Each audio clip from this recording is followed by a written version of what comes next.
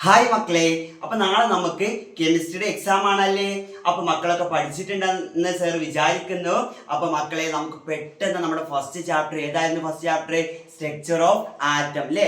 ആറ്റത്തിന്റെ സ്ട്രക്ചറിനെ കുറിച്ച് പഠിക്കുന്ന ചാപ്റ്റർ. അതിന് പെട്ടെന്നൊന്ന് റിവിഷൻ ചെയ്ത് വന്നാലോ? അതിൽ എന്തൊക്കെ പഠിക്കണം, എവിടുന്ന ക്വസ്റ്റ്യൻ വരിക, ഏതൊക്കെയാണ് സാറ് ഇമ്പോർട്ടൻ്റ് എന്നൊക്കെ ചോദിച്ചില്ലേ? അതിനൊക്കെ ആൻസറുമായിട്ടാണ് സാറ് വന്നിട്ടുള്ളത്. അപ്പൊ നമുക്ക് പെട്ടെന്ന് നോക്കിയിട്ട് വരാം. ഓക്കെ, ഫസ്റ്റ് ചാപ്റ്ററിൽ എന്താ പഠിക്കുന്നത്? ഡിസ്ചാർജ് ട്യൂബ് എക്സ്പെരിമെന്റ് അല്ലേ. ഡിസ്ചാർജ് ട്യൂബ് എക്സ്പെരിമെന്റ് ആരാണ് ചെയ്തത്? വില്യം ക്രൂക്സിന്റെ ഡിസ്ചാർജ് ട്യൂബ് എക്സ്പെരിമെന്റ് അല്ലേ മക്കൾ ആദ്യം പഠിക്കുന്നത്. അത് എന്തിനെ കണ്ടെത്തിയത്? ഇലക്ട്രോണിനെ ഡിസ്കവർ ചെയ്തു അല്ലേ. ഇലക്ട്രോണിനെ കണ്ടെത്താനല്ലേ ചെയ്തത്. ആ ഡിസ്ചാർജ് ട്യൂബ് എക്സ്പെരിമെന്റ് ജസ്റ്റ് പെട്ടെന്ന് സാർ ഒന്ന് പറഞ്ഞുതരാം. ഡിസ്ചാർജ് ട്യൂബ് എക്സ്പെരിമെന്റിൽ എന്ത് വേണം? ഡിസ്ചാർജ് ട്യൂബ് വേണം. ഇനി നോക്കിയേ, ഡിസ്ചാർജ് ട്യൂബിൽ എന്തൊക്കെ വേണം? രണ്ട് മെറ്റൽസ് ഉണ്ട്. ആ മെറ്റൽസിന് എന്ത് ചെയ്തിട്ടുണ്ട്? ഒരു ഹൈ വോൾട്ടേജ് ബാറ്ററിയുമായിട്ട് കണക്ട് ചെയ്തിട്ടുണ്ട്, ബന്ധിപ്പിച്ചിട്ടുണ്ട്. ഓക്കെ ആണോ? ഈ ബാറ്ററിയുടെ നെഗറ്റീവുമായിട്ട് കണക്ട് ചെയ്ത ഇയാളെ നമ്മൾ എന്ത് പറയും? കാഥോഡ്. എന്ത് പറയും? കാഥോഡ്. ബാറ്ററിയുടെ പോസിറ്റീവ് ആയിട്ടുള്ള ആൾ എന്ത് പറയും? ആനോഡ്. ഓക്കെ ആണോ? ഈ ഡിസ്ചാർജ് ട്യൂബിന്റെ ഉള്ളിൽ എന്തുണ്ടാവും? എയർ, വായു ഉണ്ടാവൂലേ. പക്ഷെ ഈ വായു എന്താണ്? ഒരു വൈദ്യുത വിരോധിയാണ് അല്ലെ, ഒരു ഇൻസുലേറ്റർ ആണ്. ഇലക്ട്രിസിറ്റിയെ കടത്തി വിടൂല. അതുകൊണ്ട് നമ്മൾ എന്ത് ചെയ്തു? ഈ എയറിനെ കളഞ്ഞു, അഥവാ ഇവാക്യുവേറ്റ് ചെയ്ത് കളഞ്ഞു. അതിനെന്ത് ചെയ്തു? റിമൂവ് ചെയ്ത് കളഞ്ഞു. ഓക്കെ ആണോ? കളഞ്ഞപ്പോ വേറൊരു കാര്യം കൂടി ചെയ്തിട്ടുണ്ട്. ഈ കാഥോഡിന്റെ അവിടെ എന്ത് ചെയ്തിട്ടുണ്ട്? ആനോഡിന്റെ അവിടെ കേട്ടോ, ആനോഡിന്റെ ഭാഗത്ത് എന്ത് ചെയ്തിട്ടുണ്ട്? സിങ്ക് സൾഫൈഡിന്റെ ഒരു കോട്ടിങ് കൊടുത്തിട്ടുണ്ട്. ഈ സിങ്ക് സൾഫൈഡ് എന്താ? ഒരു ഫ്ലൂറസെന്റ്. ഇയാൾ എന്ത് ചെയ്യും? ഒരു ഇലക്ട്രോൺസ് ഒക്കെ അല്ലെങ്കിൽ വല്ല ചാർജുള്ള ആൾക്കാരൊക്കെ വന്ന് ഇവിടെ തട്ടുമ്പോൾ എന്ത് ചെയ്യും? മിന്നാമിന്ന് തിളങ്ങണമാതിരി ഇങ്ങനെ ലൈറ്റ് തിളങ്ങും. മനസ്സിലായോ? അപ്പോ അങ്ങനെ ചെയ്തപ്പോ എന്തുണ്ടായി? ഈ എക്സ്പെരിമെന്റ് ഇതേ രൂപത്തിൽ ഘടിപ്പിച്ചു അദ്ദേഹം. അപ്പൊ എന്ത് ചെയ്യുന്നുണ്ട്? ഈ സിങ്ക് സൾഫൈഡിന്റെ അവിടെ ഒരു ഗ്രീൻ ഗ്ലോ, ഒരു പച്ച കളറിൽ ഒരു ഗ്ലോ അങ്ങനെ കാണുന്നുണ്ട്. അപ്പൊ അദ്ദേഹത്തിന് മനസ്സിലായി ഈ കാഥോഡിൽ നിന്ന് എന്തോ ഒരു സാധനം എങ്ങോട്ട് പോകുന്നുണ്ട്? ആനോഡിലേക്ക്, ഇവിടെയുള്ള ആനോഡിലേക്ക് പോകുന്നുണ്ട്. അങ്ങനെ അദ്ദേഹം എന്ത് പറഞ്ഞു? കാഥോഡിൽ നിന്നല്ല പോകുന്നത്, കാഥോഡിൽ നിന്നൊരു റേസ്, ഒരു രശ്മികൾ എങ്ങോട്ട് പോകുന്നുണ്ട്? ആനോഡിലേക്ക് പോകുന്നുണ്ട്. അപ്പൊ അദ്ദേഹം ഈ രശ്മികൾ എന്ത് വിളിച്ചു, ഈ റേകൾ എന്ത് വിളിച്ചു? Cathode rays. എന്താണ് വിളിച്ചത്? കാഥോഡ് റേസ് എന്ന് വിളിച്ചു, അല്ലെങ്കിൽ എന്താണ്? കാഥോഡ് രശ്മികൾ എന്ന് വിളിച്ചു. മാത്രമല്ല, ഇവരുടെ പ്രോപ്പർട്ടീസ്, ഇവരുടെ പ്രത്യേകത അറിയണ്ടേ? അദ്ദേഹം വീണ്ടും കുറച്ച് പരീക്ഷണങ്ങൾ ചെയ്തു. എന്തൊക്കെ ചെയ്തു എന്നറിയോ? അദ്ദേഹം ആദ്യം ഒരു ഒബ്ജക്റ്റിനെ അവിടെ വെച്ചു. ഒരു ഒബ്ജക്റ്റിനെ വെച്ചപ്പോൾ ഇവർക്ക് എന്ത് കിട്ടി? ഒബ്സ്റ്റിക്കിൾസ് കിട്ടി, നെയല് കിട്ടി. അതിനർത്ഥം എന്താ? ഇവിടെ പോകുന്ന കാഥോഡ് റേസ് എന്താണ്? സ്ട്രെയിറ്റ് ലൈൻ ആണ്, നേർരേഖയിലാണ് സഞ്ചരിക്കുന്നതെന്ന് അദ്ദേഹത്തിന് മനസ്സിലായി. പിന്നെ അദ്ദേഹം എന്ത് ചെയ്തു? ഒരു കറങ്ങുന്ന പങ്ക അല്ലേ, ഒരു റൊട്ടേറ്റിംഗ് പെഡൽ വെച്ചു. അപ്പൊ എന്ത് ചെയ്തു? ഈ പങ്ക അല്ലെങ്കിൽ റൊട്ടേറ്റിംഗ് പെഡൽ എന്ത് ചെയ്തു? കറങ്ങുന്നുണ്ട്. അപ്പൊ അദ്ദേഹത്തിന് മനസ്സിലായി എന്തുണ്ട്? കാഥോഡ് റേസിന് എന്തുണ്ട്? മാസ് ഉണ്ടെന്ന് മനസ്സിലായി. അങ്ങനെ രണ്ട് കാര്യങ്ങൾ കിട്ടിയോ? ഇനി അദ്ദേഹം അടുത്ത എന്താ ചെയ്തതെന്ന് അറിയോ? ഈ കാഥോഡ് റേസിന് ഇവിടെ എന്ത് ചെയ്തു? ആനോഡിന്റെ ഇവിടെ അദ്ദേഹം എന്ത് ചെയ്തു? ഇലക്ട്രിസിറ്റി അപ്ലൈ ചെയ്തു. ഇതിലേക്ക് എന്ത് ചെയ്തു? ഒരു ഇലക്ട്രിസിറ്റി അപ്ലൈ ചെയ്തു. അപ്പൊ അല്ലെങ്കിൽ ഇലക്ട്രിക്കൽ ഫീൽഡിലേക്കാക്കി വെച്ചു. അപ്പൊ എന്ത് ചെയ്തു? ഈ കാഥോഡ് റേസ് ഇലക്ട്രിക്കൽ ഫീൽഡിന്റെ പോസിറ്റീവുമായിട്ട് എന്ത് ചെയ്യുന്നുണ്ട്? ഭാഗത്തോട്ടാണ് പോകുന്നത്. ഇലക്ട്രിക്കൽ ഫീൽഡിന്റെ പോസിറ്റീവ് ഉള്ള ഭാഗത്തോട്ടാണ് ആര് പോകുന്നത്? കാഥോഡ് റേസ് പോകുന്നത്. അപ്പൊ അദ്ദേഹത്തിന് മനസ്സിലായി എന്ത്? പോസിറ്റീവിനെ അട്രാക്ട് ചെയ്യുക ആരാണ്? നെഗറ്റീവ് അല്ലേ. അപ്പൊ കാഥോഡ് റേസിന്റെ ചാർജും കിട്ടി അദ്ദേഹത്തിന്. എന്ത് ചാർജാണ്? നെഗറ്റീവ് ചാർജ് ആണെന്ന് കിട്ടി. പിന്നെ കാഥോഡ് റേസിന് എന്തുണ്ട്? മാസ് ഉണ്ടെന്ന് കിട്ടി. പിന്നെ എന്ത് കിട്ടി? ഒരു കാര്യം കൂടി ഉണ്ട്. കാഥോഡ് റേസ് എന്താണ്? സ്ട്രെയിറ്റ് ലൈനിലാണ് സഞ്ചരിക്കുന്നത്. ഒരു മാഗ്നറ്റിക് ഫീൽഡിലേക്ക് വെച്ച് നോക്കി, അപ്പോഴും ഡിഫ്ലക്ഷൻ കാണിക്കുന്നുണ്ട്, വ്യതിയാനം കാണിക്കുന്നുണ്ട്. ഈ 4 കാര്യങ്ങളും അദ്ദേഹത്തിന് മനസ്സിലായി. അങ്ങനെ അദ്ദേഹം പറഞ്ഞു, നെഗറ്റീവ് ചാർജ് ഉള്ള എന്തുണ്ട്? കാഥോഡ് രശ്മികളുണ്ട് അല്ലെ. ഒരു ആറ്റത്തിൽ എന്തുണ്ട്? നെഗറ്റീവ് ചാർജ് ഉള്ള സബ് ആറ്റോമിക് പാർട്ടിക്കിൾസ് ഉണ്ട്. അവരെയാണ് നമ്മൾ എന്ത് പറയാ? ഇലക്ട്രോൺസ് എന്ന് പറയാ. ഓക്കെ ആണോ? അങ്ങനെ അദ്ദേഹം എന്തിനെ കണ്ടെത്തി? ഇലക്ട്രോൺസിനെ കണ്ടെത്തി. അത് കഴിഞ്ഞിട്ട് ആര് വരുന്നുണ്ട്? Gold stain. ഇത് കണ്ട ഗോൾഡ് സ്റ്റെയിൻ വരുന്നുണ്ട്. മൂപ്പർ ഇതുപോലെ എക്സ്പെരിമെന്റ് നടത്തി. പക്ഷെ മൂപ്പർ എന്താ ചെയ്തത്? ഇവിടെ എന്തെടുത്തു? നെഗറ്റീവ് ചാർജ് ഉള്ള കാഥോഡ് റേസ് അല്ലേ പോകുന്നത്. മൂപ്പർ നേരെ തിരിച്ചെടുത്തത്. നേരെ തിരിച്ച് എക്സ്പെരിമെന്റ് ചെയ്തു. അപ്പൊ എന്ത് ചെയ്യുന്നുണ്ട്, ആനോഡിൽ നിന്നും എന്ത് ചെയ്യുന്നുണ്ട്, രശ്മികൾ ഇതേപോലെ എവിടേക്ക് പോകുന്നുണ്ട്, കാഥോഡിലേക്ക് പോകുന്നുണ്ട്. സെയിം എക്സ്പെരിമെന്റ് നേരെ തിരിച്ചെടുത്തു. അപ്പൊ എന്ത് ചെയ്യുന്നത്, ആനോഡിൽ നിന്ന് എന്ത് ചെയ്യുന്നുണ്ട്, കാഥോഡിലേക്ക് രശ്മികൾ പോകുന്നുണ്ട്. ആ പോകുന്ന രശ്മികൾ അദ്ദേഹം എന്ത് വിളിച്ചു, കനാൽ റേസ്. എന്താ വിളിച്ചത്, കനാൽ റേസ്. അങ്ങനെ അത് മാത്രമല്ല, പിന്നെ റൂദർഫോർഡ് പറഞ്ഞു അങ്ങനെ കനാൽ റേസുകളുടെ പ്രോപ്പർട്ടി എന്തിനെ ഡിപ്പെൻഡ് ചെയ്യും, ഇവിടെ നിറച്ച ഗ്യാസിനെ ഡിപ്പെൻഡ് ചെയ്യും, അതിനെ സ്വാധീനിക്കും എന്ന് പറഞ്ഞു. എന്നിട്ട് ഹൈഡ്രജൻ ഗ്യാസ് നിറച്ചിട്ട് ഇതേപോലെ ചെയ്തു. എന്നിട്ട് അദ്ദേഹം പറഞ്ഞു ആറ്റത്തിൽ എന്തുണ്ട് ഒരു പോസിറ്റീവ് ചാർജ് ഉള്ള ഒരു സബ് അറ്റോമിക് പാർട്ടിക്കിൾ ഉണ്ടെന്ന് പറഞ്ഞു. അദ്ദേഹം അവർക്ക് പേരും വിളിച്ചു. എന്താ വിളിച്ചത് പ്രോട്ടോൺസ്. എന്താ വിളിച്ചത്, പ്രോട്ടോൺസ്. അപ്പൊ നിങ്ങൾ ഇവിടെ മറക്കാതെ നിങ്ങൾ മനസ്സിലാക്കേണ്ട ഒരു കാര്യമുണ്ട്, എക്സ്പെരിമെന്റ് ചെയ്തത് ആരാണ്, കനാറൈസിൽ എക്സ്പെരിമെന്റ് ചെയ്തതാണ് ഗോൾഡ്സ്റ്റൈൻ. പ്രോട്ടോണെ കണ്ടെത്തിയത് ആരാണ്, റൂദർഫോർഡ് ആണ്. അത് മാറരുത്. ഓക്കെ അല്ലേ? അത് കഴിഞ്ഞിട്ട് നമ്മൾ ഇനി എന്താ പഠിക്കുന്നത്, അത് കഴിഞ്ഞതിന് ശേഷം നമ്മൾ എന്ത് പഠിക്കുന്നുണ്ട്, ജെ തോംസന്റെ ഇതിനു മുമ്പ് നമ്മൾ എന്ത് പഠിക്കുന്നുണ്ട്, ന്യൂട്രോണെ പഠിക്കണ്ടില്ലേ, ന്യൂട്രോണിനെ പഠിക്കുന്നുണ്ട്. ന്യൂട്രോൺ ആരെ കണ്ടെത്തിയത്, ജെയിംസ് ചാഡ്വിക്കാ കണ്ടെത്തിയത്. ന്യൂട്രോൺ എന്തില്ല, ചാർജ് ഇല്ല അല്ലെ. അദ്ദേഹം എന്ത് ചെയ്തു, ഒരു ആറ്റത്തിന് എന്ത് ചെയ്തു, മാസ് എടുത്തു. നമ്മൾ പറഞ്ഞു മാസ് എടുത്തപ്പോ, ന്യൂക്ലിയസിന്റെ മാസ് എടുത്തപ്പോ എന്താണ്, പ്രോട്ടോണിന്റെ മാസ് മാത്രല്ല അവിടെ ഉള്ളത്, എന്തുണ്ട് അവിടെ അധികം മാസ് കണ്ടു. അപ്പൊ അദ്ദേഹത്തിന് മനസ്സിലായി ആറ്റത്തിന്റെ ഉള്ളിലുള്ള ന്യൂക്ലിയസ് ഉണ്ട്, അതിന്റെ ഉള്ളിൽ പ്രോട്ടോൺ മാത്രല്ല എന്തുണ്ട്, ചാർജ് ഇല്ലാത്ത ഒരു ആൾക്കാരുണ്ടെന്ന് മനസ്സിലായി. അവരാണ് ന്യൂട്രോൺസ് എന്നും അവർക്ക് ചാർജ് ഇല്ലെന്ന് ആര് പറഞ്ഞു, ജെയിംസ് ചാഡ്വിക്ക് പറഞ്ഞു. ഈ മൂന്ന് കാര്യങ്ങളൊക്കെ അല്ലേ. അത് കഴിഞ്ഞിട്ട് നമ്മൾ എന്ത് പഠിക്കും, അത് കഴിഞ്ഞിട്ട് നമ്മൾ അടുത്ത് എന്ത് പഠിക്കും, പ്ലംവുഡ് മോഡല് അല്ലേ. ആരാണ്, ജെ തോംസന്റെ പ്ലംവുഡ് മോഡൽ പഠിക്കണം. എന്താ പറയുന്നത്, ഒരു എന്താണ് ഗോളാകൃതിയിൽ ഒരു സ്ഫെറിക്കൽ ഷേപ്പിലുള്ള ഒരു ഗോളത്തിൽ എന്തുണ്ട്, പോസിറ്റീവ് ചാർജ് ഉള്ള എന്തുണ്ട്, ഒരു ഗോളത്തിൽ എന്ത് ചെയ്തിട്ടുണ്ട്, നെഗറ്റീവ് ചാർജ് ഉള്ള ഇലക്ട്രോൺസ് എന്ത് ചെയ്തിട്ടുണ്ട്, ഡിസ്ട്രിബ്യൂട്ട് ചെയ്തിട്ടുണ്ട്. ഇങ്ങനെ പരന്ന് കിടക്കുന്നുണ്ട്. ഇവിടുത്തെ പോസിറ്റീവും നെഗറ്റീവ് ചാർജും ഈക്വൽ ആണ്. അതുകൊണ്ട് ഇവരെന്താണ് ഇലക്ട്രിക്കലി ന്യൂട്രൽ ആണ്. ഇവരുടെ ചാർജ് രണ്ടും ഈക്വൽ അല്ലേ. പോസിറ്റീവിന് തുല്യമായിട്ട് നെഗറ്റീവ് ഉണ്ട്. അതുകൊണ്ട് ഇവരുടെ ചാർജ് ന്യൂട്രൽ ആണെന്ന് പറഞ്ഞു. ഇങ്ങനെയാണ് ഒരു ആറ്റം എന്നാണ് ആര് പറഞ്ഞത്, ജെ തോംസൺ പറഞ്ഞത്. ഈ മോഡലിന്റെ പേരെന്താ, പ്ലംവുഡ് മോഡല്. അല്ലെങ്കിൽ എന്ത് മോഡൽ ഉണ്ട്, വാട്ടർ ലെമൺ മോഡൽ ഉണ്ട്. സെയിം സാധനം തന്നെ. അഥവാ വാട്ടർ ലെമണിന്റെ ചോന്ന സാധനങ്ങളില്ലേ, അതൊക്കെ പോസിറ്റീവ് ആണെങ്കിൽ അതിന്റെ വിത്തുകളിലെ സീഡുകളിലെ അത് നെഗറ്റീവ് ചാർജ്. ഇതുപോലെയാണ് ഒരു ആറ്റം. ഇതിലെ പോസിറ്റീവും നെഗറ്റീവും ഈക്വൽ ആണ്, ന്യൂട്രൽ ആണ്. ഇതാണ് ആര് പറഞ്ഞത്, ജെ തോംസന്റെ പ്ലംവുഡ് മോഡൽ. അടുത്തത് റൂദർഫോർഡ് അല്ലേ. റൂദർഫോർഡ് എന്ത് പറഞ്ഞു, ആറ്റത്തിന്റെ മോഡൽ കണ്ടെത്തി. അപ്പൊ റൂദർഫോർഡ് ആറ്റത്തിന്റെ മോഡൽ കണ്ടെത്താൻ വേണ്ടിയിട്ട് ആദ്യം ഒരു എക്സ്പെരിമെന്റ് ചെയ്യുന്നുണ്ട് ഇല്ലേ.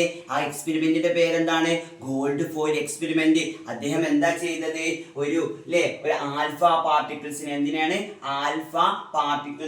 ആൽഫ പാർട്ടിക്കിൾസിന് ചാർജ് പോസിറ്റീവ് ചാർജ് ആണ്.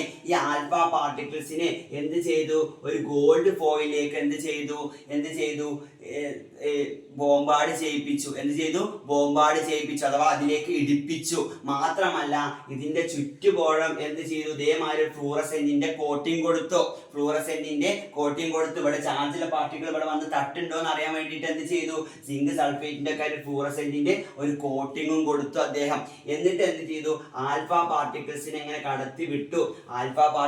കടത്തി വിട്ടപ്പോ എന്താ കണ്ടത്, ഈ ഭൂരിഭാഗം ആൽഫ പാർട്ടിക്കിൾസ് എന്ത് ചെയ്തു, ഈ ഗോൾഡ് ഫോയിലൂടെ പോയിട്ട് എവിടെ തട്ടി, ഈ ഫ്ലൂറസെന്റിലെ ഇവിടെ തട്ടിയിട്ട് ലൈറ്റ് കാണാൻ കഴിഞ്ഞു, ഇതേമാതിരി ഗ്ലോ കാണാൻ കഴിഞ്ഞു. അപ്പൊ നമുക്ക് എന്ത് മനസ്സിലായി, പോസിറ്റീവ് ചാർജുള്ള ആൽഫ പാർട്ടിക്കിൾസ് എന്ത് ചെയ്യുന്നുണ്ട് ഭൂരിഭാഗം ഇതിലൂടെ പോകുന്നുണ്ട്.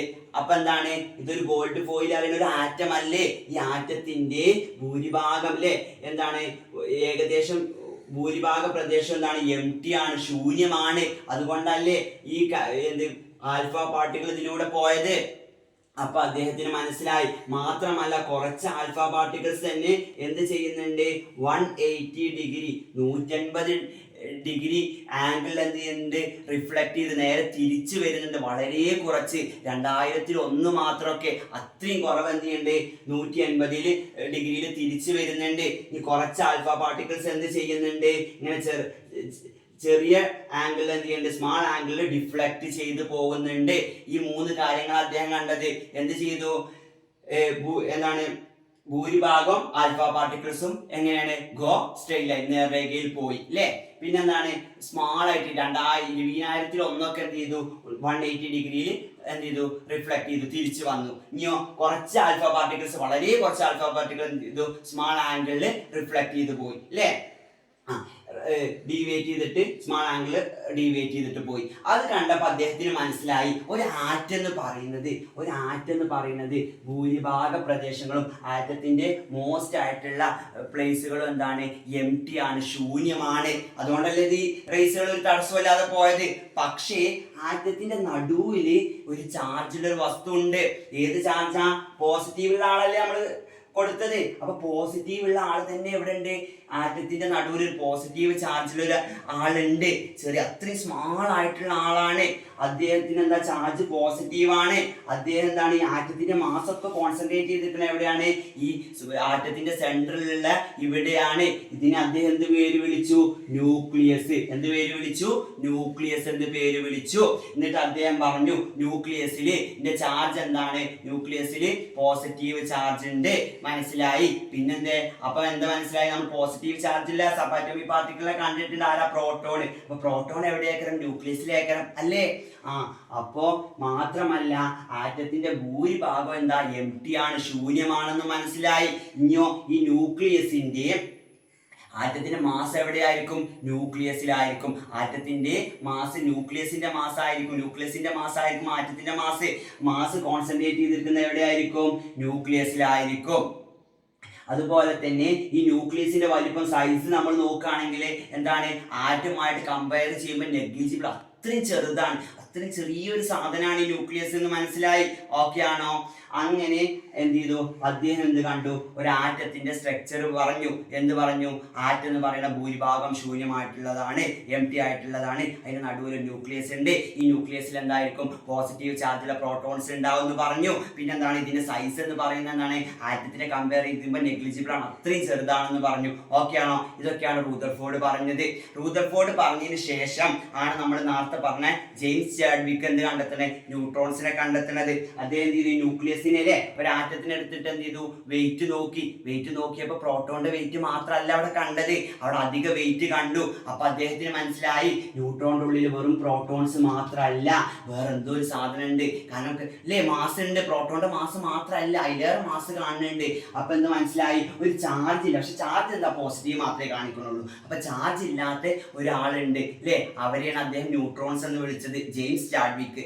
ഓക്കെ ആണോ. ഇത് കഴിഞ്ഞിട്ടാണ് എന്ത് വരുന്നത്, അതിന് റൂദർഫോർഡിന്റെ ലിമിറ്റേഷൻ, പരിമിതി പറയണം. ലിമിറ്റേഷൻ എന്താണ്, റൂദർഫോർഡിന്റെ സ്ട്രക്ചർ ഓഫ് ആറ്റത്തിൽ എന്തുണ്ട്, റൂദർഫോർഡ് എങ്ങനെയാ പറഞ്ഞത്, ന്യൂക്ലിയസ് ഉണ്ട് അല്ലേ. ഈ ന്യൂക്ലിയസിന് ചുറ്റോടെ എന്തുണ്ട്, ഇലക്ട്രോൺസ് ഉണ്ടെന്ന് പറഞ്ഞിട്ടുണ്ട് അല്ലേ.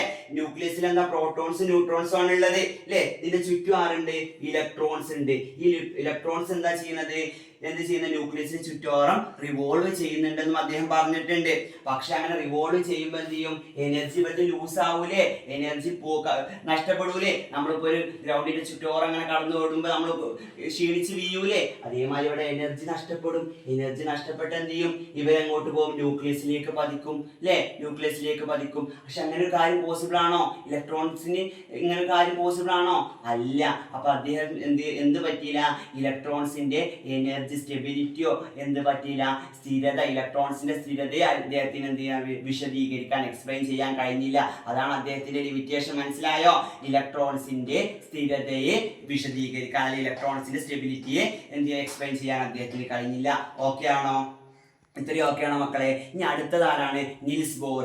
അങ്ങനെ ആരാണ്, നീൽസ് ബോർ വരികയാണ്. നീൽസ് ബോർ വന്നിട്ട് പറയാണ്, എന്ത് പറയാണ്, ആറ്റത്തിന്റെ മോഡൽ പറയാണ്. റൂദർഫോർഡ് പറഞ്ഞ കാര്യങ്ങളൊക്കെ ശരി തന്നെയാണ്. പക്ഷെ എന്താണ്, ആറ്റത്തിന്റെ നടുവിൽ ന്യൂക്ലിയസ് ഉണ്ട്, അവിടെയാണ് പ്രോട്ടോൺസ് ഉള്ളത്. ഇനി ആറ്റത്തിന്റെ മാസ് കോൺസെൻട്രേറ്റ് ചെയ്തിരിക്കുന്ന എവിടെയാണ്, എവിടെയാണ്? ന്യൂക്ലിയസിലാണ് അല്ലേ? ന്യൂക്ലിയസിൽ പ്രോട്ടോൺസും ന്യൂട്രോൺസും ഒക്കെ ഉണ്ട്, ചാർജ് ഇല്ലാത്ത ന്യൂട്രോൺസും ഒക്കെ ഉണ്ട്. പക്ഷെ ഇലക്ട്രോൺസ് എങ്ങനെയാണ്?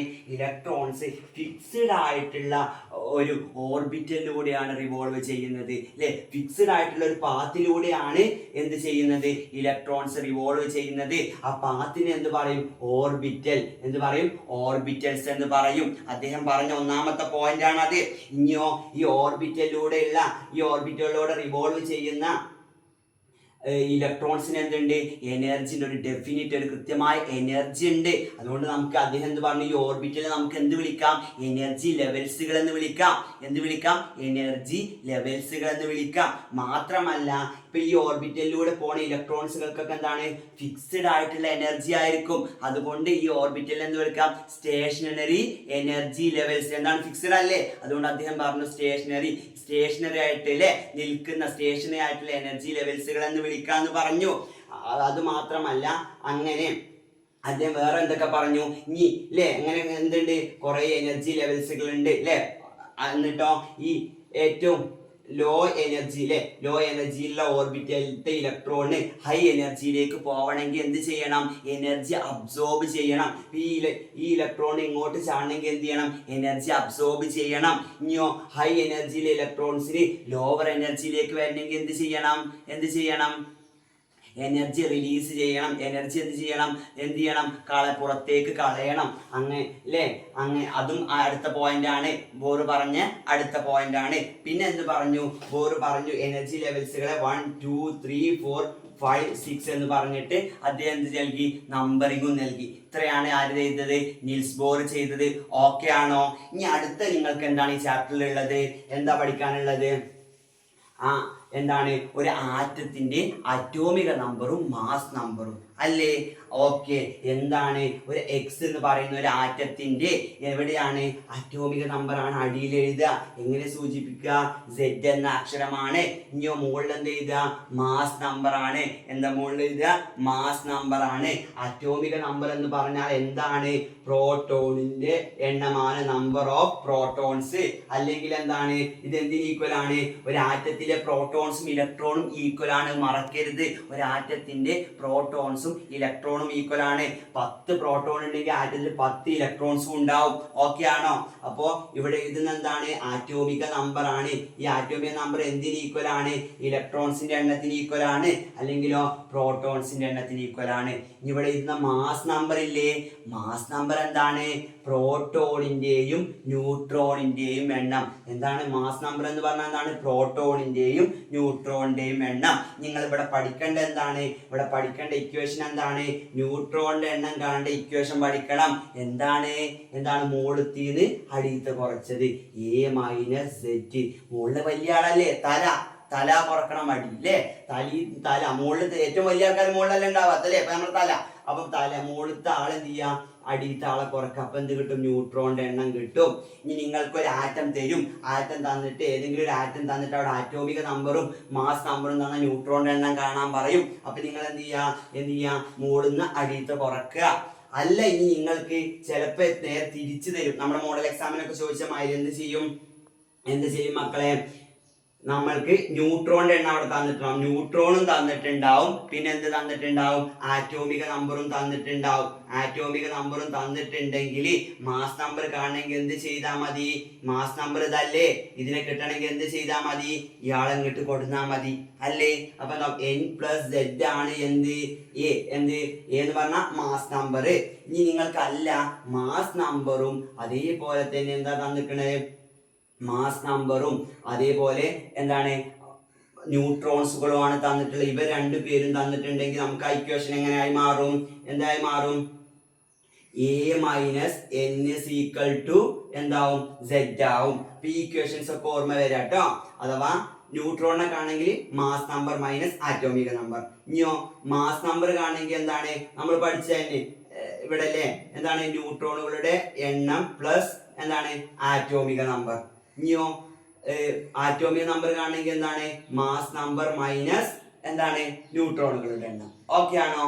ഈ ഇക്വേഷൻസ് ഒക്കെ എന്ത് ചെയ്യുക? ഓർത്ത് വെക്കുക. ഒരു എക്സാമ്പിൾ ഒരു പ്രോബ്ലം ചെയ്തിട്ട് നമുക്ക് എന്ത് ചെയ്യാം? വേഗം അടുത്തിലേക്ക് പോവാം. നിങ്ങളോട് പറയാണ് for example for example sodium എടുക്കാണ്. സോഡിയത്തിന്റെ ആറ്റോമിക് നമ്പർ 11, മാസ് നമ്പർ എത്രയാണ് 23. ഇവിടെ ന്യൂട്രോൺസ് വെച്ച് എത്ര എഴുതുക 23 - 1 മോളത്തിന് അടിയത്തെ കുറക്കുക. അപ്പൊ എത്ര കിട്ടും നമുക്ക് 12 കിട്ടും. ഇനി നിങ്ങളോട് അല്ല തന്നെ എന്താണെന്ന് വെച്ചു സോഡിയത്തിന്റെ ന്യൂട്രോൺസുകൾ എത്രയാണ് 12 ആണ്. ആറ്റോമിക നമ്പർ എത്രയാണ് ആറ്റോമിക് നമ്പർ 11 തന്നിട്ടുണ്ടെങ്കിൽ നിങ്ങൾ എന്ത് ചെയ്യാം മാസ് നമ്പർ കിട്ടാൻ വേണ്ടിയിട്ട് എന്ത് ചെയ്ത് രണ്ടും കൂട്ടുക. അപ്പൊ എത്ര കിട്ടും 23 കിട്ടും. ഓക്കെ ആണോ? ഇനി എങ്ങനെ ചോദിച്ചാൽ ആ ഇക്വേഷൻ ഓർത്ത് വെക്കുക. n എന്താണ് a - z. ഇതിൽ ഏത് തന്നാലും നമ്മൾ ആ 3 ഇക്വേഷൻസ് പഠിച്ചിട്ടുണ്ട്, അത് ഓർത്ത് വെക്കാം. ഇനി നിങ്ങളോട് അല്ല നിങ്ങൾക്ക് മാസ് നമ്പർ തന്നു, a തന്നു 23 തന്നു. പിന്നെ എന്ത് തന്നിട്ടുണ്ട് ന്യൂട്രോണുകൾ 12 തന്നു. അപ്പൊ ആറ്റോമിക് നമ്പർ എന്താ z. അത് കണ്ടെത്തണമെങ്കിൽ എന്ത് ചെയ്താൽ മതി മാസ് നമ്പർ എന്ത് കുറച്ചാൽ മതി ന്യൂട്രോണുകളുടെ എണ്ണം കുറച്ചാൽ മതി അല്ലേ. മാസ് നമ്പർ എത്രയാണ് 23 കുറക്കണം 12 = 11 കിട്ടും. ഓക്കെ അല്ലേ? ഇത് തല തിരിച്ച് എങ്ങനെ ചോദിച്ചാൽ എന്റെ മക്കൾ എഴുതൂലേ? ഓക്കെ. ഇനി അടുത്തത് എന്താണ് നിങ്ങൾക്ക് പഠിക്കാൻ ഇലക്ട്രോൺ കോൺഫിഗറേഷൻ എഴുതാനാണ് ഇല്ലേ. ഇലക്ട്രോൺ കോൺഫിഗറേഷൻ എഴുതാണെങ്കിൽ നമ്മുടെ ഓർബിറ്റൽസുകൾ ഏതൊക്കെയാണെന്ന് അറിയണം. ഏതൊക്കെ ഓർബിറ്റലുകൾ ഉണ്ട് k l m n. ഈ 3 ഓർബിറ്റൽസ് ആണ് നമുക്ക് പഠിക്കാനുള്ളത് k l m n. അതിൽ k ൽ എത്ര ഇലക്ട്രോൺസ് കൊള്ളും പരമാവധി 2 ഇലക്ട്രോൺസ്. l ൽ എത്രണ്ണം കൊള്ളും 8. m ൽ എത്രണ്ണം കൊള്ളും 18. n ൽ എത്രണ്ണം കൊള്ളും 32. പിന്നെ നിങ്ങൾ ഒരു കാര്യം കൂടി അറിയണം, അവസാനം എഴുതുന്ന ഇലക്ട്രോൺ എത്ര ആവരുത് 8നേക്കാൾ കൂടുതലാവരുത്. 8നേക്കാൾ കൂടുതലായതിന് സ്പ്ലിറ്റ് ചെയ്തിട്ട് എഴുതണം അല്ലേ. നമുക്ക് നോക്കാം, നിങ്ങൾക്ക് പഠിച്ചതല്ലേ. ഫോർ എക്സാമ്പിൾ നമ്മൾ എഴുതാണ് ഏത് വേണം പൊട്ടാസ്യം 19 അല്ലേ. നമ്മൾ എങ്ങനെ എഴുതും 19 ഇലക്ട്രോൺസ് ഉണ്ട്. ആദ്യത്തെ 2 ഇലക്ട്രോൺസ് കേക്ക് കൊടുക്കും. പിന്നത്തെ 8 ഇലക്ട്രോൺസ് ആർക്ക് കൊടുക്കും എല്ലിന് കൊടുക്കും. പിന്നെ ഇനി ബാക്കി എത്ര ഇലക്ട്രോൺസ് ഉണ്ട് ഇപ്പൊ എത്രയായി 10. 9 ഇലക്ട്രോൺസ് ഇല്ലേ. ഇവിടെ 18 കൊള്ളും കരുതിയിട്ട് ഇവിടെ 9 എഴുതാൻ പറ്റുമോ? ഇവിടെ ലാസ്റ്റ് എഴുതുമ്പോ അപ്പൊ എന്താവും 9 ആവും. ലാസ്റ്റ് നമ്മൾ എഴുതുമ്പോ എന്താവരുത് 8നേക്കാളും വലിയ സംഖ്യ ആവരുത്. അപ്പൊ നമ്മൾ ഈ 9നെ സ്പ്ലിറ്റ് ചെയ്തിട്ട് എന്താക്കും 8ഉം 1ഉം ആക്കും. അപ്പൊ ലാസ്റ്റ് കണ്ടോ 8നേക്കാളും ചെറിയ സംഖ്യ വന്നില്ലേ. നിങ്ങൾക്ക് ഇലക്ട്രോൺ കോൺഫിഗറേഷൻ എഴുതാൻ നമ്മൾ പഠിച്ചതാണ്, അറിയുമെന്ന് വിചാരിക്കുന്നു. ഇതേ രൂപത്തിൽ എഴുതാട്ടോ. ഇനി ഒന്നുകൂടി നോക്കാം. കാൽഷ്യം 20 എങ്ങനെ എഴുതും 2 8 10 ഇനി ബാക്കി എത്ര ഇലക്ട്രോൺ ഉണ്ട് 10 ഇലക്ട്രോൺസ് ഉണ്ട്. അതിൽ 8 പറ്റുള്ളൂ ലാസ്റ്റ് അല്ലേ. 8നേക്കാളും കൂടരുത്. അപ്പൊ നമ്മൾ ഇതിനെ സ്പ്ലിറ്റ് ചെയ്തിട്ട് എന്താക്കും 10നെ സ്പ്ലിറ്റ് ചെയ്തിട്ട് 8ഉം 2ഉം ആക്കും. ഓക്കെ ആണോ? ഇനി ഒരു എക്സാമ്പിളും കൂടി വേണമെങ്കിൽ സർ പറയാം. ഏതെങ്കിലും ഒന്ന് വനേഡിയം 23 വരിക. എങ്ങനെ എഴുതാം മക്കളെ 2 8 പിന്നെ എത്ര വരും ഇനി ബാക്കി എത്ര ഉണ്ട് 13 ഉണ്ട് ഇല്ലേ. ഈ 13 വീണ്ടും സ്പ്ലിറ്റ് ചെയ്യുമ്പോ എന്താവും 8 അല്ലേ. അപ്പൊ 18 ആയില്ലേ. ഇനി ബാക്കി എത്ര ഉണ്ട് 5 അല്ലേ. ഇപ്പൊ ഓക്കെ അല്ലേ. 10ഉം 18ഉം 23 ആയില്ലേ. കണ്ടോ ഇവിടെ 13 വന്നപ്പോ അതിനെന്ത് ചെയ്തു അതിന് 8 ഇവിടെ വെച്ചിട്ട് ബാക്കിയുള്ള അപ്പുറത്തെ ഷെല്ലിന് കൊടുത്തു ട്ടോ. ലാസ്റ്റ് എഴുതുമ്പോ ഒരിക്കലും 8നേക്കാൾ മുകളിലുള്ള സംഖ്യ വരരുത്. 8ഓ 8ന്റെ താഴെ വരണം. ഓക്കെ ആണോ? ഇങ്ങനെയാണ് നമ്മൾ എന്ത് പഠിച്ചത് ഇലക്ട്രോൺ കോൺഫിഗറേഷൻ എഴുതാൻ പഠിച്ചത്. ഓക്കെ അല്ലേ. ഇനി നമുക്ക് അടുത്ത എന്താ അറിയേണ്ടത് ഇലക്ട്രോൺ കോൺഫിഗറേഷന്റെ ഡയഗ്രാം വരക്കാൻ അറിയണം അല്ലേ. ഡയഗ്രാം വരക്കാൻ നിങ്ങൾ പഠിച്ചതാണ്. എങ്ങനെയാണ് ആദ്യം എന്ത് വരക്കണം ന്യൂക്ലിയസ് വരക്കണം. ന്യൂക്ലിയസിൽ ആരൊക്കെ വേണം. ഇപ്പൊ ഫോർ എക്സാമ്പിൾ നിങ്ങളോട് പറയാണ് ആരതാണ് സോഡിയത്തിന്റെ ഇലക്ട്രോൺ ഡയഗ്രാം വരക്കാൻ പറഞ്ഞ കോൺഫിഗറേഷൻ ഡയഗ്രാം വരക്കാൻ പറഞ്ഞ 11ഉം 23ഉം അല്ലേ. നിങ്ങൾ എങ്ങനെ വരക്കൂടാ നിങ്ങൾ എന്ത് കാട്ടും ഇതിന്ന് എന്തൊക്കെ കണ്ടെത്തണം ഇലക്ട്രോണ് പ്രോട്ടോണ് ന്യൂട്രോൺ 3 പേരെയും കണ്ടെത്തണം. കണ്ടെത്തിക്കൂടെ ഇലക്ട്രോൺസ് എത്ര ഉണ്ടാവും ആറ്റോമിക് നമ്പർ തന്നെ 11. പ്രോട്ടോൺസ് എത്ര ആറ്റോമിക് നമ്പർ തന്നെ അല്ലേ. ന്യൂട്രോൺസ് കിട്ടണമെങ്കിൽ എന്ത് ചെയ്യാം മുകളിൽ നിന്ന് അടിയത്ത് കുറക്കുക അല്ലെ. 23 11 കുറച്ചാൽ 12 കിട്ടിയില്ലേ. ഇത് കിട്ടി. ഇനി എന്ത് ചെയ്യാ ന്യൂക്ലിയസിൽ ആരൊക്കെ അടയാളപ്പെടുത്തുക 11 പ്രോട്ടോൺസും 12 ന്യൂട്രോൺസും അടയാളപ്പെടുത്തിയോ. ഇനി ആദ്യത്തെ ഓർബിറ്റൽ വരയ്ക്കുക ഇല്ലേ. നമ്മൾ എന്ത് ചെയ്യുക ഇതിന്റെ ഇലക്ട്രോൺ കോൺഫിഗറേഷൻ കൂടെ ചെയ്താൽ 11 ഇലക്ട്രോൺസ് ആണ്. അപ്പൊ ആദ്യം 2 ഇലക്ട്രോൺ കേക്ക് കൊടുത്തു അല്ലെ. പിന്നെ ആർക്ക് എല്ലിന് 8 കൊടുത്തു.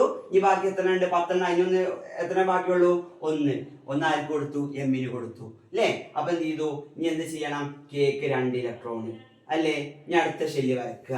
എന്നിട്ടോ അവിടെ എത്ര കൊടുക്കുക 1 2 3 4 5 6 7 8 ഇലക്ട്രോൺ കൊടുക്കുക.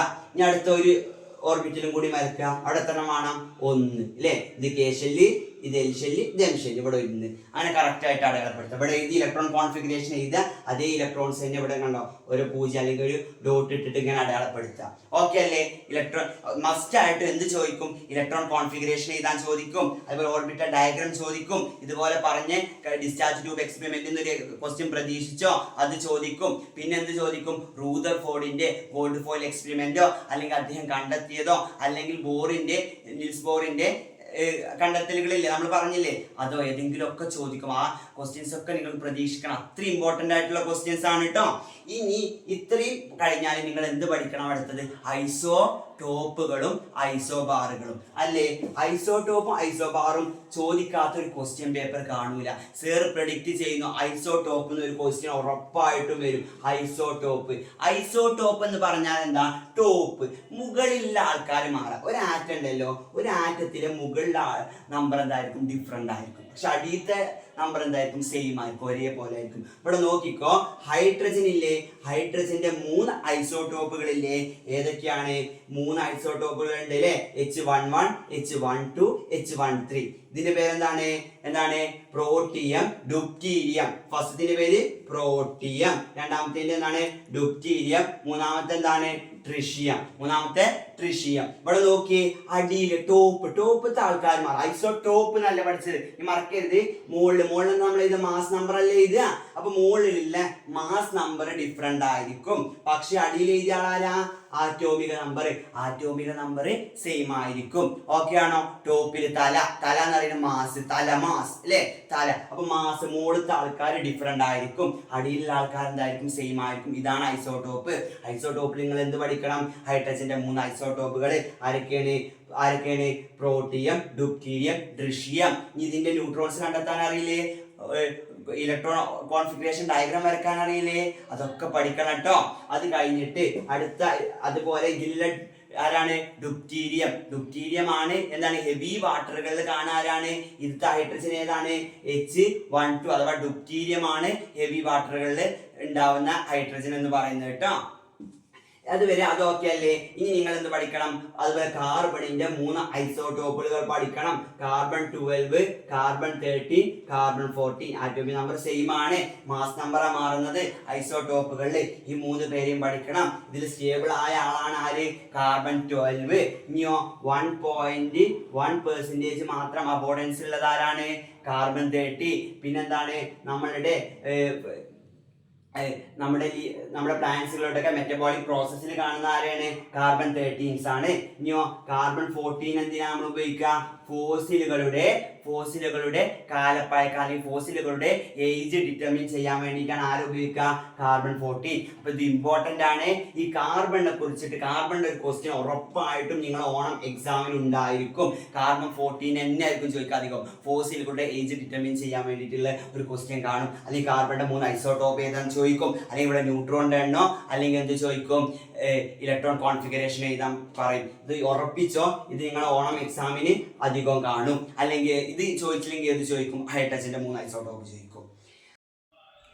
അടുത്ത് നിങ്ങൾ എന്ത് പഠിക്കണം? ഐസോടോപ്പുകളുടെ കുറച്ച് ഉപയോഗം പറഞ്ഞിട്ട് നിങ്ങൾ ബോക്സ് കൊടുത്തിട്ടില്ലേ? അയഡിൻ 131 തൈറോയ്ഡ് ഗ്രന്ഥിയുടെ ചികിത്സക്കും രോഗനിർണയത്തിനുമാണ്. അതേപോലെ കൊബാൾട്ട് എന്ന ക്യാൻസർ ചികിത്സക്കാണ്. അതേപോലെ സോഡിയം 24 എന്താണ്? ഇൻഡസ്ട്രിയൽ പൈപ്പ് ലീക്കേജ് അറിയാൻ വേണ്ടിയിട്ടാണ്. പിന്നെ യുറേനിയം 235 എന്താണ്? ന്യൂക്ലിയർ റിയാക്ടർ ആണവ നിലയങ്ങളിൽ ഫ്യൂവൽസ് ആയിട്ട് ഇന്ധനമായിട്ട് ഉപയോഗിക്കും. പിന്നെ ഏതാണ്? അയൺ 59 എന്താണ്? അനീമിയ അല്ലേ? അനീമിയ രോഗം നിർണ്ണയിക്കാൻ വേണ്ടിയിട്ടാണ്. ഈ കാര്യങ്ങൾ ആ ബോക്സ് നന്നായിട്ട് പഠിക്കണം. അവിടുന്ന് ചിലപ്പോൾ ഒരു 1 വേർഡ് ചോദിക്കാൻ ചാൻസ് ഉണ്ട്, അല്ലെങ്കിൽ മാത്സ് ഫോളോയിങ്സ് ചോദിക്കാൻ ചാൻസ് ഉണ്ട്. ഓക്കെ അല്ലേ? അത് കഴിഞ്ഞിട്ട് എന്തുണ്ട്? ഐസോ ബാർ ഉണ്ട്. ഐസോ ബാർ എന്ന് പറഞ്ഞാൽ എന്താ? ബാർ അടിയത്തെ ആളുകൾ എന്താണ്? ഡിഫറെന്റ് ആവും. നേരത്തെ എന്താണ്? ടോപ്പ് പറഞ്ഞപ്പോൾ മുകളിലത്തെ ആളുകൾ ഡിഫറെന്റ് ആവും. ഇവിടെ എന്താണ്? അടിയിലാരുള്ള ആറ്റോമിക നമ്പർ ഡിഫറെന്റ് ആവും. മുകളിലുള്ള ആൾക്കാർ സെയിം ആയിരിക്കും. ഇവിടെ നോക്കിയേ, ആരാണ്? Potassium, sodium, argon. ഇവരെ 3 പേര് നോക്കിയേ. ഇവരെന്താണ്? ആറ്റോമിക് നമ്പർ 18, ഇയാളത് 19, ഇയാളത് 20. പക്ഷെ മാസ് നമ്പർ 3 പേരുടെ എത്രയാണ്? എത്രയാണ് 40 ആണ് അല്ലേ. നോക്കി ബാർ ഐസോ ബാർ പറഞ്ഞാൽ അടിയത്തെ ആൾക്കാരെ different, atomic number different, mass number same, atomic number different. ഇവരെയാണ് നമ്മൾ എന്ത് പറയാ ഐസോ ബാറുകൾ എന്ന് പറയാ. ഇത്രയും കാര്യങ്ങൾ നന്നായിട്ട് പഠിക്കുക. അതുപോലെ പ്രോബ്ലംസും ടെക്സ്റ്റും നന്നായിട്ട് എല്ലാ പോയിന്റുകളും നന്നായിട്ട് പഠിച്ചിട്ട് പോവുക കേട്ടോ. ഓക്കെ.